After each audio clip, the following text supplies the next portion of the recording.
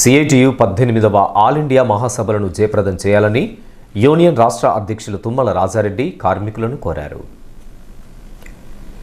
శనివారం గోదావరికంలోని యూనియన్ కార్యాలయంలో CITU RG one branch committee సమావేశం జరిగింది. మేదరి సారయ్య అధ్యక్షతన జరిగిన ఈ సమావేశానికి రాజారెడ్డి ముఖ్య అతిథిగా హాజరై మాట్లాడుతూ కేంద్రంలో బీజేపీ ప్రభుత్వం అధికారంలోకి వచ్చిన తర్వాత ప్రభుత్వ రంగ సంస్థలను ప్రైవేటీకరణ చేస్తూ కార్మికుల హక్కులు క్రమక్రమంగా కాళరాస్తుందని ఆరోపించారు. కార్మికులకు అనుకూలమైన 29 కార్మిక చట్టాలను రద్దు చేస్తూ 4 లేబర్ కోడ్స్ తీసుకువచ్చి కార్మికులను కట్టు బానిసలుగా మార్చేందుకు ప్రయత్నం చేస్తుందని విమర్శించారు. డిసెంబర్ 31 నుండి జనవరి 4 వరకు విశాఖపట్నంలో జరిగే సిఐటియు ఆల్ ఇండియా 18వ మహాసభల్లో గత 3 సంవత్సరాల పోరాట అనుభవాలను సమీక్షించి భవిష్యత్తు పోరాటాలకు రూపకల్పన చేసేలా పలు తీర్మానాలు చేయనున్నట్లు తెలిపారు. మహాసభల జయప్రదానికి డిసెంబర్ 15న సింగరేణి గనులు డిపార్ట్మెంట్స్తో పాటు వాడవాడల జెండాలు ఎగురవేయాలని రాజారెడ్డి పిలుపునిచ్చారు.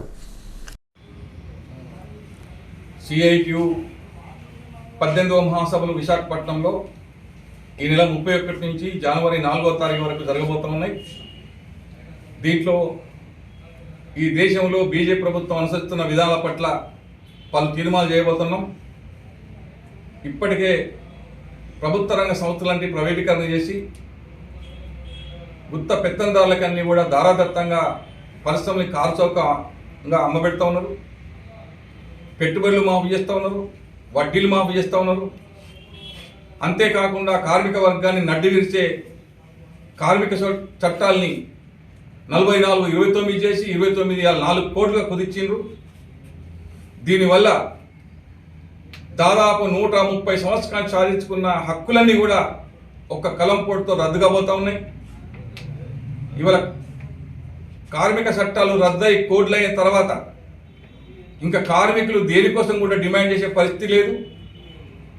ఇప్పటికే వ్యవసాయ కార్మిక సంఘ చట్టాలు మార్చేసిండ్రు, ఒక పెద్ద ఉద్యమం నడుస్తుంది. అందుకే ఇవన్నిటిపైన ఆల్ ఇండియా మహాసభలో తీర్మానాలు చేయబోతున్నాం. రాబోయే కాలంలో సిఐటి ఇచ్చే పిలుపుల ఆధారంగానే నరేంద్ర మోడీ ప్రభుత్వాన్ని గద్దెదించడానికి అవకాశం ఉంది. లేని పక్షంలో కార్మికులు కనుక ఉద్యమాల్లో పాల్గొనకపోతే మనం సాధించుకున్న హక్కులన్నీ పోతాయి. సిఎంపిఎఫ్లు, పెన్షన్లు, గ్రాడ్యుయేట్లు, కొన్ని వందల కార్మిక చట్టాలన్నీ కూడా రద్దవడానికి అవకాశం ఉంది. ఇప్పటికే 8 గంటల పని దినమై 12 గంటల పని తీసుకొస్తున్నారు. ఇప్పటికే పలు రాష్ట్రాలలో ఒక్క కేరళ, తమిళనాడు, ఏదైతే బెంగాల్ ప్రభుత్వాలు తప్ప ఇవాళ అన్ని ప్రభుత్వాలు కూడా నరేంద్ర మోడీ పెట్టిన కార్మిక చట్టాలను ఇలా వాళ్ళు ఆమోదింపజేసుకుంటున్నారు. మేము తెలంగాణ రాష్ట్ర ప్రభుత్వం రేవంత్ రెడ్డి గారిని కోరుతా ఉన్నాం, మీరు ప్రతిపక్షంగా బీజేపీకి వ్యతిరేకంగా పోరాడుతున్నట్టు పోజులు పెట్టినా ఇప్పటి వరకు మీరు ఆ చట్టాలను వ్యతిరేకించినట్టు అసెంబ్లీలో తీర్మానం చేయలేదు. మేము కోరుతా ఉన్నాం, నిజంగానే బీజేపీకి వ్యతిరేకంగా మీరు కోరుకున్నట్లయితే అసెంబ్లీలో మిగతా రాష్ట్రాలు పెట్టినట్టే మీరు కూడా పెట్టండి. కేంద్ర ప్రభుత్వానికి మీ సజెషన్ తెలియజేయండి. కార్మిక వర్గానికి అండగా నిలబడండి. ఈ దేశంలో కార్మిక వర్గానికి ఎవరు వ్యతిరేకంగా పనిచేస్తారో ఖచ్చితంగా ప్రభుత్వాలు రాబోయే కాలంలో కూల్చబడతాయి.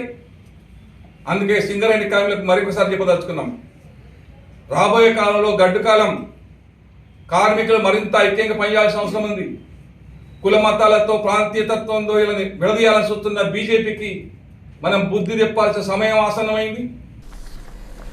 ఈ సమావేశంలో సిఐటియు నాయకులు మెండె శ్రీనివాస్, పుప్పాళ్ల శ్రీనివాసరావు, అనబోయిన శంకరయ్య, నంది నారాయణ, ఈద వెంకటేశ్వర్లు, జంగంపల్లి మల్లేష్, పెనుమళ్ల శ్రీనివాస్, పెద్దపల్లి శశికిరణ్, వంగళ శివరామరెడ్డి, ఈ సాగర్, దుర్గాప్రసాద్, రవి ప్రసాద్, రమేష్, సురేష్ తదితరులు పాల్గొన్నారు.